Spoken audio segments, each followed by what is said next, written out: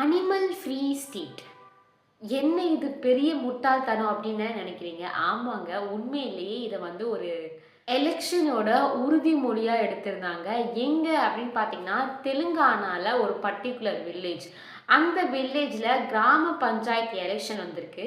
அந்த எலக்ஷனோட ஒரு one of the வாக்குறுதி தான் வந்து அனிமல் ஃப்ரீ ஸ்டேட் அப்படின்றது. ஸோ அந்த பர்ட்டிகுலர் ஸ்டேட்லயோ, அந்த பர்ட்டிகுலர் இடத்துலயோ வந்து இருக்கிற எல்லா அனிமலையும் வந்து கொன்னுடுவோம் அப்படின்ற மாரி தான் அந்த ஒரு ப்ராமிசஸ் இருந்திருக்கு.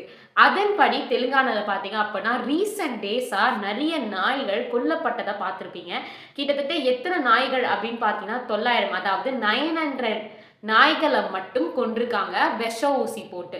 பாய்சன் குடுத்து, விஷ ஊசி போட்டு, அது சாப்பாடுல பாய்சன் கலந்துன்னு 900 நாய்கள வந்து கொன்றுக்காங்க. தெலுங்கானா ஸ்டேட்ல இருக்க அந்த பர்ட்டிகுலர் வில்லேஜ்ல இருக்க கிராம பஞ்சாயத் அண்ட் அவரோட செக்ரட்டரி.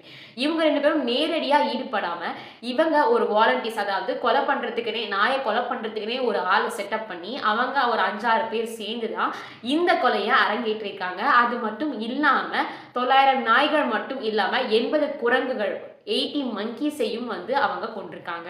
ஸோ இதுவரைக்கும் நாய்கள் மற்றும் குரங்குகளோட ஒரு டெத் எண்ணிக்கையா இத நம்ம கருதலாம். இது வந்து ஒரு இருக்கிறதுலயே பெரிய முட்டாள்தனம் எது அப்படின்னு பார்த்தீங்கன்னா, இத ஒரு பெரிய முட்டாள்தனமா நான் கருதுவேன்.